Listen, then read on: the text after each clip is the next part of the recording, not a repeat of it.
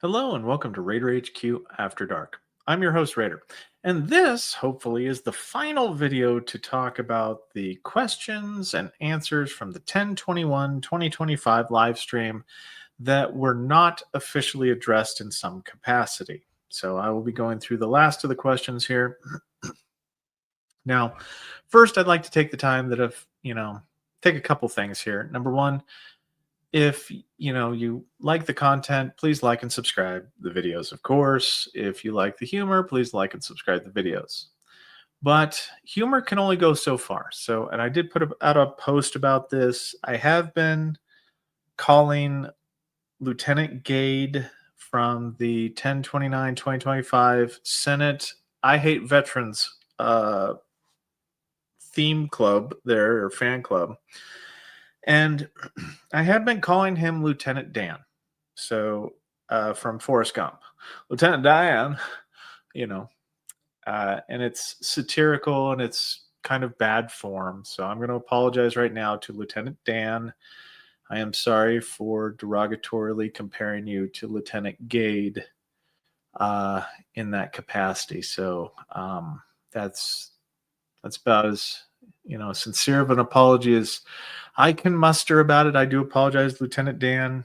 It was not my intention to sully your name in any way, shape, or form. So I hope that Lieutenant Dan can forgive me and Lieutenant Dan's infinite wisdom.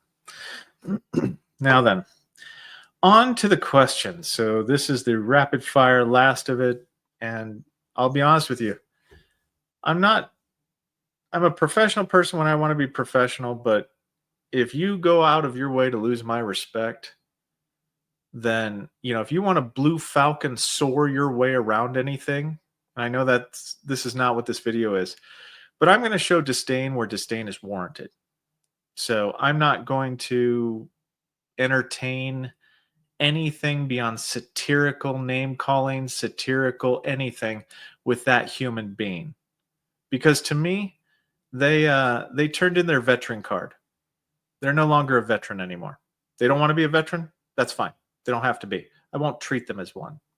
So moving forward, I still might call him Lieutenant Dan. I think it's hilarious. So anyway, moving on to the questions and not with that tool shed. Let me do this. Okay. So we're on here for, how about the Doc 1? Okay. How much time does the VA give a CMP examiner to complete a DBQ after completing an exam?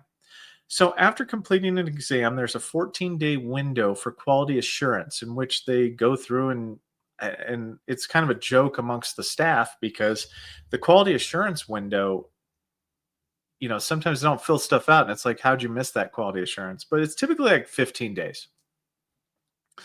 14 days, 15 days, that's about the average. Now, what happens if something goes wrong? There can be technical difficulties, like for whatever reason, the exam didn't, transfer over. There's situational hiccups that happen in the system all the time, but it's typically 14 days. Hey, Raider, question, could you explain the Pokemon the bear? Those veterans that I've already explained that in the prior video about, please go to the part 3 version, I want to say, to this. I talk in there about poking the bear. Like, is their value added? Doing a cost benefit analysis. What does that look like? So I did talk about that in the last video. Utsupi Enjoyer. Okay. I've recently been diagnosed with cardiomyopathy and heart failure in my service records. I have multiple instances of complaining about shortness of breath and chest pain, but I never went to the doctor for chest pain, but I never went to the Okay, this is fine. This is okay, and I think I actually addressed this question, so you should be fine. Ideally, how do you emphasize element 2, the in-service evidence? If you can find in your records where you had complaints of shortness of breath and chest pain, have your examiner or have your cardiologist say, identify that chest pain and that, um, that chest pain and that shortness of breath were the initial manifestation of, the physical manifestation for you of the pre-diagnosed heart condition. So that's how you tie it together, because it takes, it's not like it's like, hey, I've got a cough, and it's like, oh, here's your cough. You couldn't have gotten it, the congestive heart failure cardiomyopathy. You couldn't have gotten that like diagnosed without some diagnostic imaging, like an echocardiogram, something along those lines.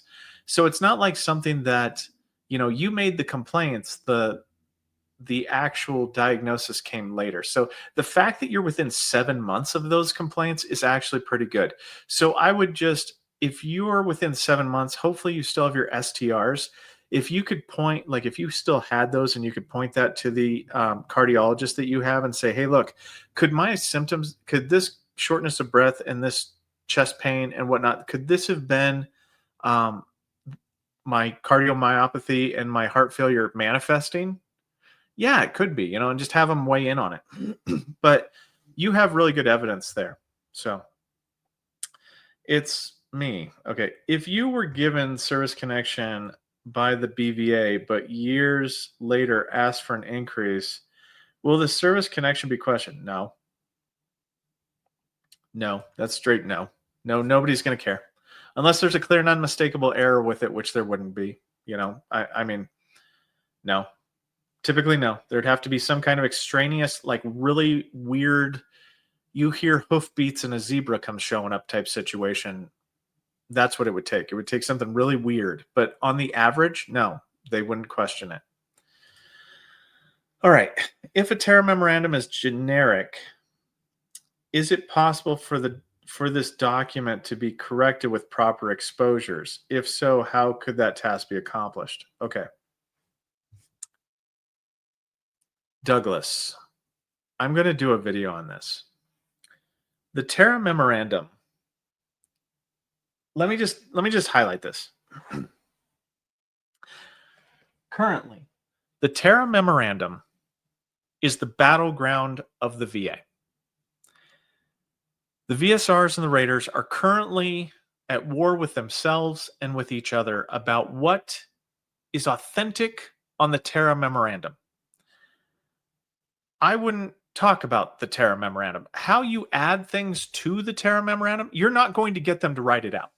I'm sorry. It's just not going to happen. Nobody's going to do that. And the reason why they're not going to do that and they keep it generic is because if they say a whole bunch of stuff and let's say they get something wrong on it, right now I don't think they can get called an actual critical error on it, but they can get an error called on it. And it takes too long. Like this comes back to the laziness of the staff member.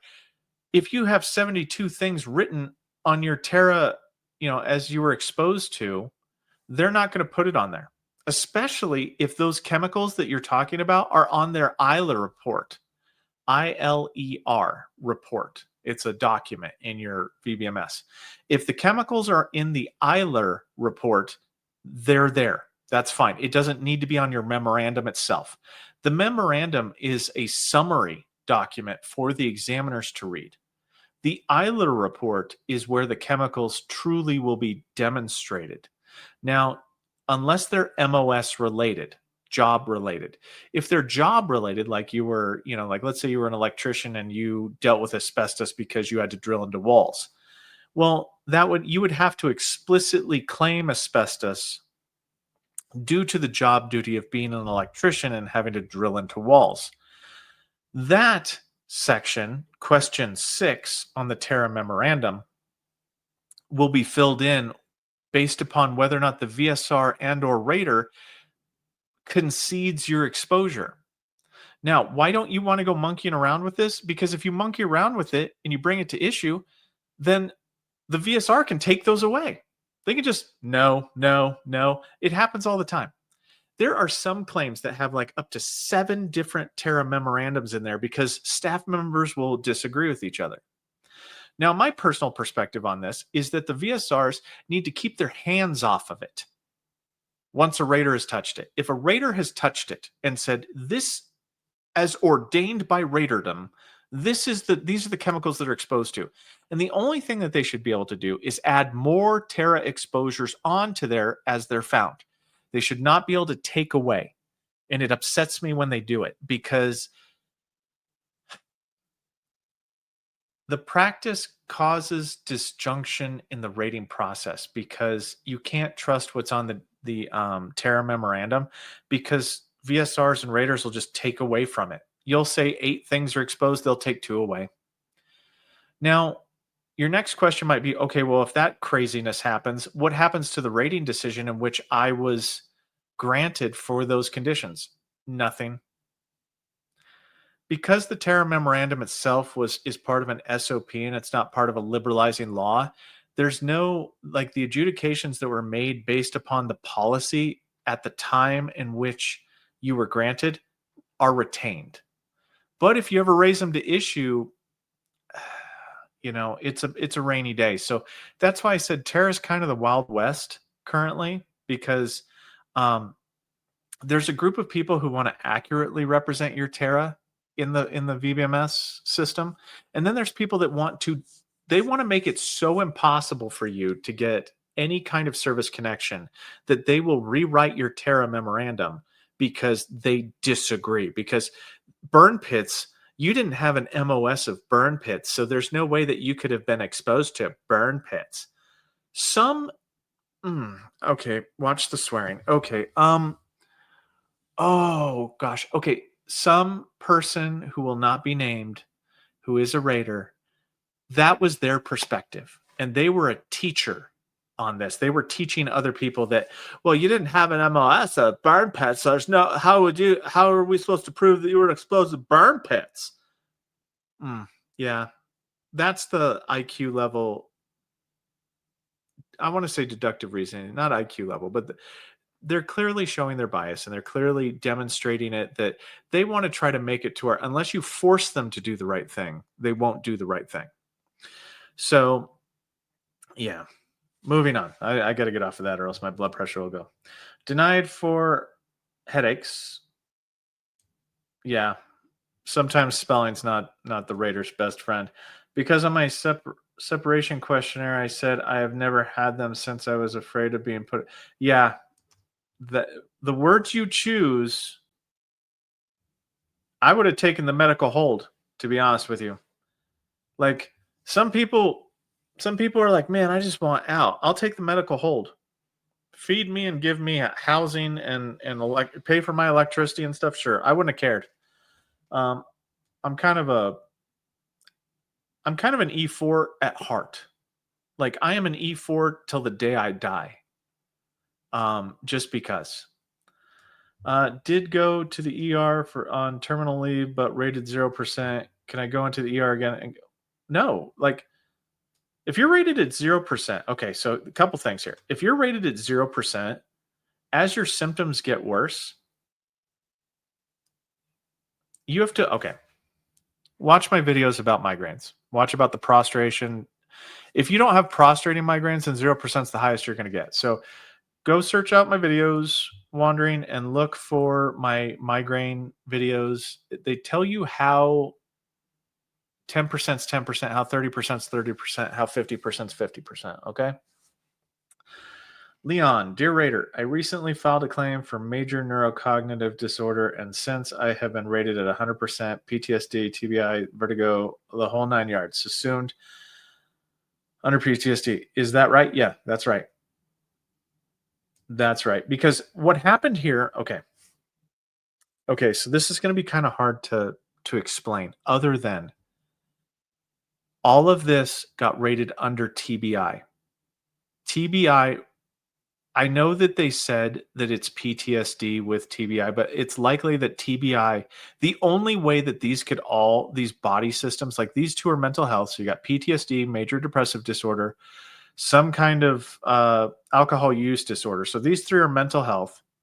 TBI with vertigo. The only time, like, vertigo could be with PTSD, but it's likely TBI. It's likely that you got rated 100% for TBI with all this stuff and they just wrote it wrong. That can happen, and that's legit. Yeah, that's completely legit.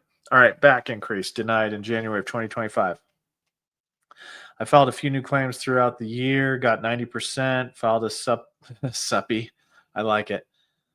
For the back and was granted 100% due to radiculopathy. No back pay rated. Okay, so the problem here is supplemental claim. Effective dates work much differently for supplemental claims. If you were denied, oh wait, back increase. Okay, so you were denied a back increase in 2025. So the facts.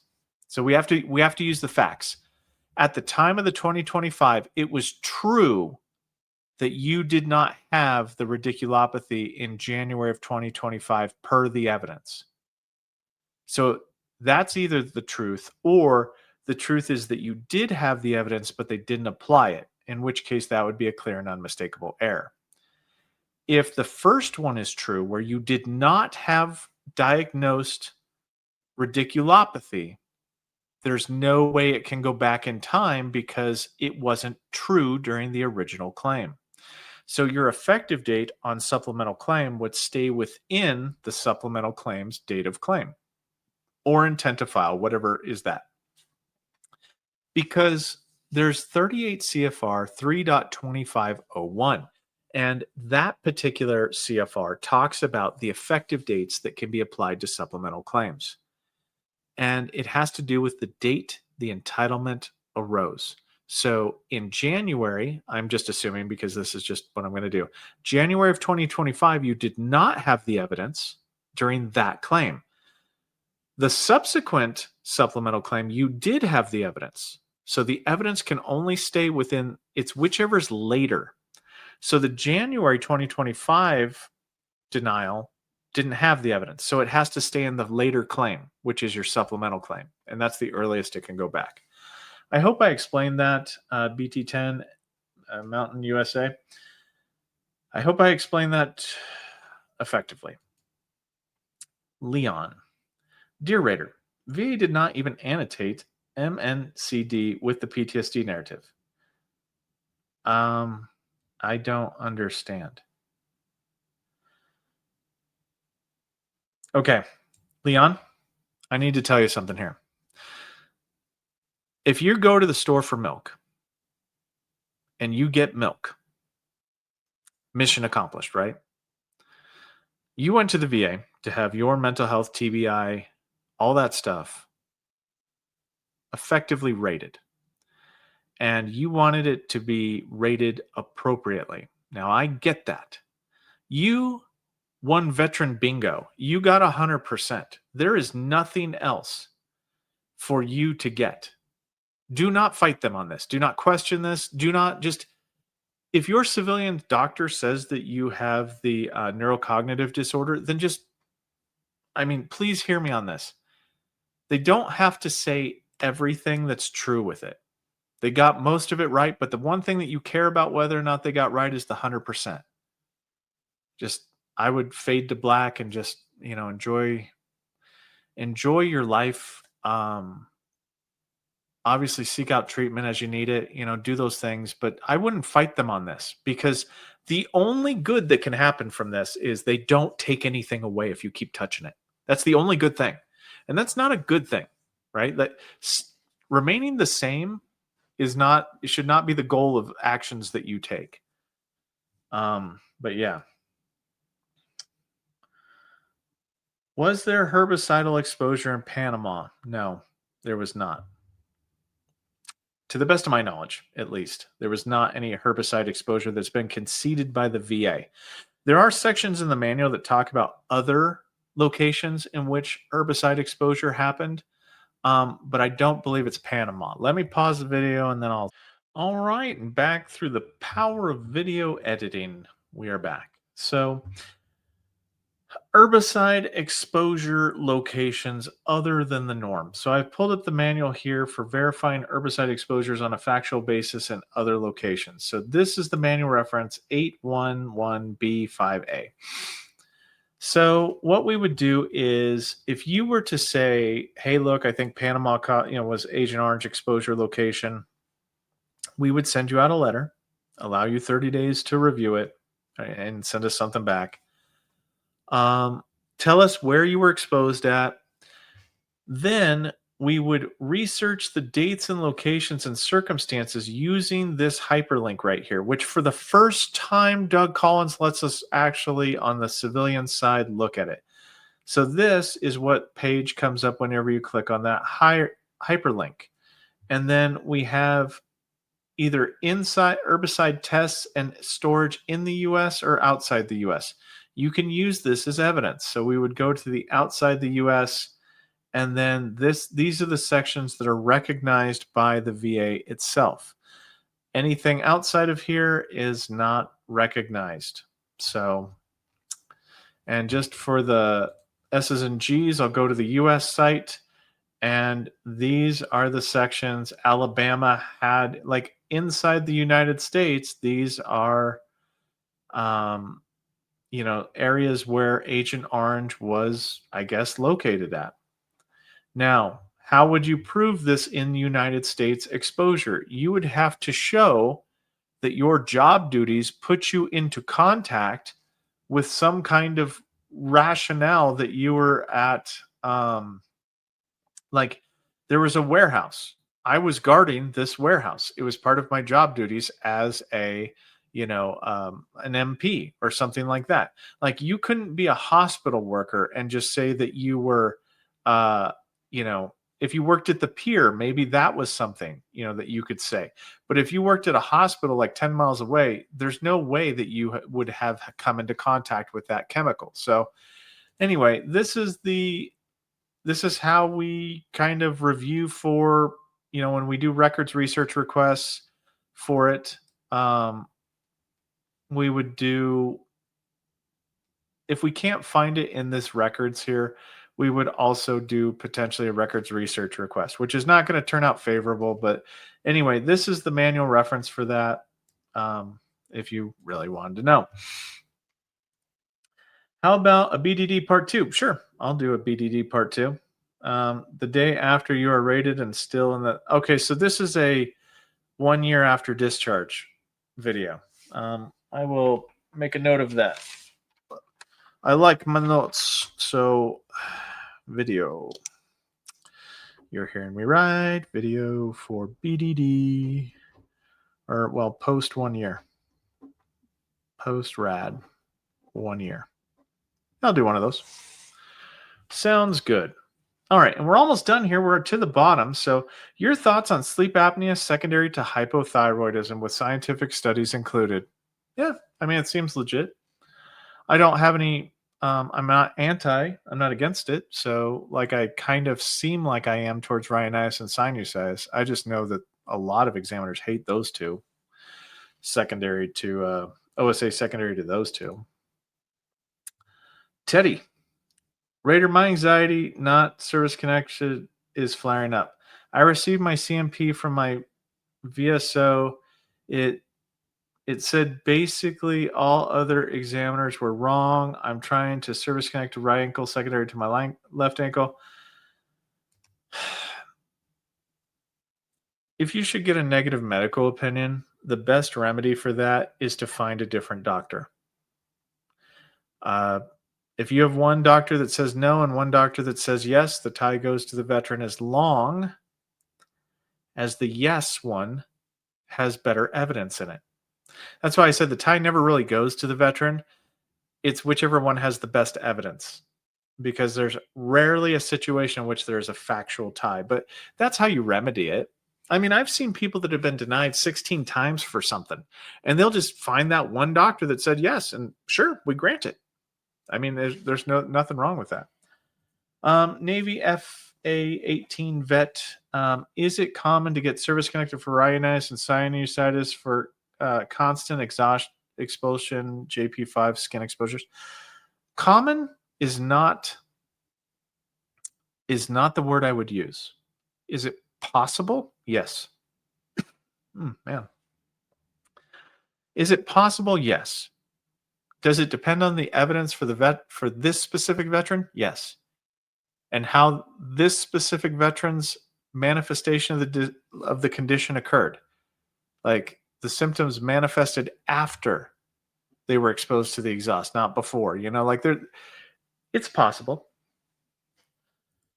Oh man, which is better to connect? Sleep apnea, would allergic rhinitis, or PTSD? It depends on how you like. It depends on your evidence. It always depends on your evidence. There's no cookie cutter answer for this, because you know which ones are cookie cutter? Presumptives. Those are the only ones that are cookie cutter. So it will depend on what what your treating doctors think, which one they're leaning more towards, and it's the luck of the draw. And you might have to do a supplemental claim and claim it secondary to PTSD for your initial, and then if they deny that, then go on to secondary to allergic rhinitis. You might have to do that in order to get granted.